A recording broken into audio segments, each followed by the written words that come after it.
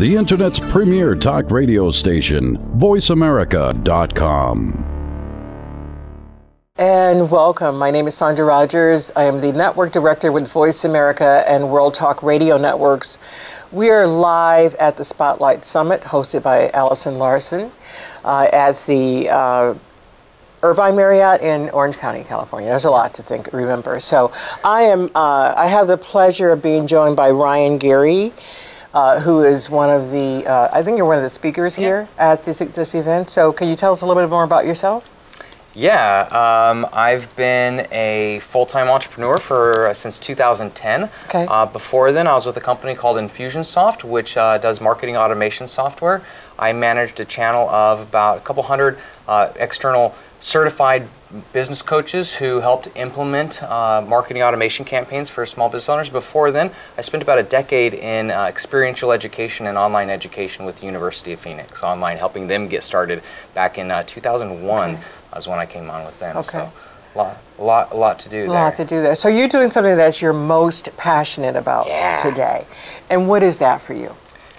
Sharing the message that we can all richly live a life we love. Yes. There's nothing stopping us. Yes. But us. I think we get in our own way, and it's a challenge to stay out of that way. I think, these events give us a reminder that we're doing that, and that self-sabotage and that thing that situation that we create. But we walk away from these events, and how do we sustain that attitude? Yeah. How do you step in and help people continue that momentum that some of these events create for us?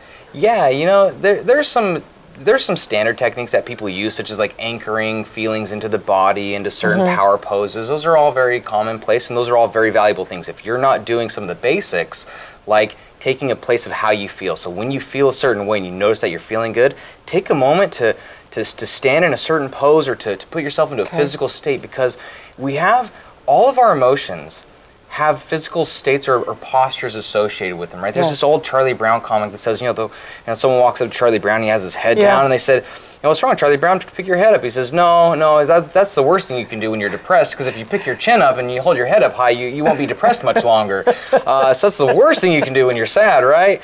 And so there's some of those basics right. That if you're not doing those, do it. Make sure that you are taking the time to pay attention to how you feel and create some kind of physical posture that's associated with that. And then that way later on you go home, you're not feeling that. You're not feeling the same way you felt in that spot.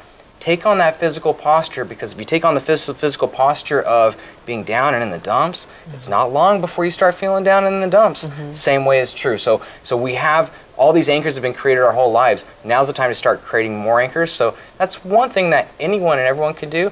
But if I were to give my own unique take on what can someone do, what I would share is the most important thing you could do is, too many times people are so concerned about what they're going to do when they go home that they fail to just be present in the moment and allow their body and their brain to just absorb as much of the knowledge and the information as they can. So they literally cut themselves short, right? We're thinking, I got to get home, I got to put this into action, I got to do this, I don't want to da-da-da-da-da. And instantaneously in that moment, we're up in our heads. We're not down, we're not centered. And when you're not centered, when you're not down here, you lose the opportunity for your body and your brain to really richly experience that moment. And so when you go home, you're back to where you were before. There's not a lot to bring with you. Whereas if in the moment, if you're at an event and you're worried about home, you're worried about other things, you're cutting yourself short. By being present, you can richly experience more of that moment, and that's going to carry you forward. And those are the feelings that you want to welcome into your life. More of those feelings. I think and I'm doing that self-examination work on me. And a lot of what I've learned is that if I put myself in a mood where I'm happy and I'm excited, then the things around me happen for me. They show up like that. I think that's what your message is. You're saying, I think we can create this life that we want and the things that we want from it, but our mindset has to change. There has to be a shift that happens. It does, and that's the thing is mindset. In some ways, you hit the key word there. It's mindset. We all know it's mindset, but in some ways, if I can be bold, mindset has failed us, ladies and gentlemen. I mean, how long have these books been around? How long? We all know these things, but they've failed us not because they failed us, we've failed them. Because as long as a concept, this is the biggest problem that I have with mindset genre, is that it teaches people the slow general path to get there. And it's good that you're on the path towards having a successful mindset. But the moment that you say, I'm on the path to being a successful person, your brain perceives that as right now, I'm not a successful person. So in that moment, you're literally self-sabotage, even though you're thinking you're doing the right thing. I'm being hopeful, I've got a big goal, I'm on the path, I'm making it happen. But that means you're not happening, right? I'm gonna make it happen, I'm gonna get there, I'm gonna get there, I'm gonna get there. And that, and the way that our brains operate is if it's not perceived as being real now, it's not real. And then therefore you start feeling like a hypocrite. You start feeling like two-faced, you start feeling like this, but then, no, I can do it, and the hope keeps coming, and next thing you know, entrepreneurs are in a war against themselves, and that war saps us of the one thing that we need most to make our ideas come to reality. It's our energy. It takes our energy, it takes our time, it takes our focus, it robs us of that. So that's the problem that I have with mindset, and generally speaking, is that it does put somebody on the slow road to progress, to eventually become successful. That means that they're not successful now. And so one of the things I've done recently is I actually I've been rewriting some of these mindset classics into, I've already finished As a Man Thinketh by James Allen, one of my favorite books. My mom gave me that book when I was younger. Literally saved my life. I was a homeless teenager because of my addictions and behavioral health issues. But it's the concept in that book. My mom taught me that, Ryan, when I was in that state, she knew that she couldn't get through to my brain. I'm a teenager. I'm off the rails, right? I mean, what parent knows that you can't get through to the brain of a teenager? She did the one right thing, and she said, Ryan, your life is yours, but your life is going to be determined not by the quality of what you have, but by the quality of your problems. Get better problems, Ryan. And at that moment, you need to get some better quality problems, son. Because my problems were trying to find a place to stay. My problems were how do I overcome being an addict? How do I get off of this stuff? Like, those are bad quality problems, right? Now the quality of problems that I have today, oh my goodness, you would not be able to recognize the man that I was then versus today because of the quality of my problems.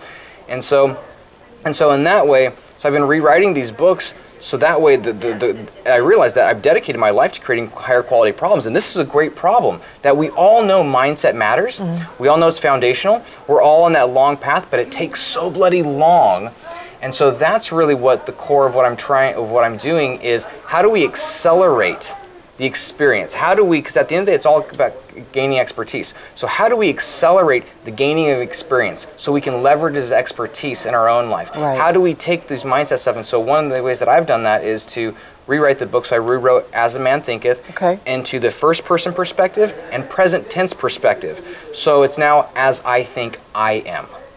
It's not a matter, because it's not a concept. It's not something outside me. Yeah, you this is totally how I internalize am. it. That's exactly right. I wrote it, I've narrated it, I'm putting it out into a course, and I'm going to be giving it out free to the world because the world needs this information more than I need money. I would say now more than ever, we're at a point in our lives and the energy that's around us in this world that we do need voices that are solid, that are profound, that are helpful, that are empowering, that are encouraging. So I certainly appreciate everything that you've shared with us now.